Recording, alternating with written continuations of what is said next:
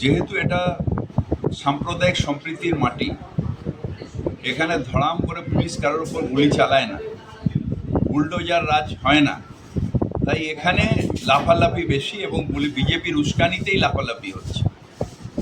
যারা মির্জাফর তখনও ছিল, এখনও আছে, যারা উস্কানি দিচ্ছেন, যারা এসব উস্কানি করছেন, তারা বিজেপির হাত শক্ত করছে। সত্যিকারের প্রোটেস্ট করা উচিত হচ্ছে, যান যেখানে বুলডোজার দিয়ে মুসলিম সম্পত্তি ভেঙে দেওয়া হচ্ছে যোগীর রাজ্যে, যান সেখানে দেখি প্রোটেস্ট কীরকমভাবে হয়। এখানে প্রোটেস্ট করে কী হবে? এখানে তো সাম্প্রদায়িক সম্প্রীতি আছে, সবাই মিলে আমরা একসাথে ভালোভাবে থাকি। এখানে কারোর ক্ষতি করে কী লাভ আছে? এখানে কারোর ক্ষতি করে আপনি রাস্তায় নামা মানে বিজেপির ভোটকে বাড়ানো। যাদের মারছেন, যাদের দোকান ভাঙা হচ্ছে, বা এখন দুই সম্প্রদায়ই করছে, তো সবাইকেই বলবো, ওদেরও বলবো এদেরও বলবো যে গুন্ডামি রাস্তায় নেমে করবেন না।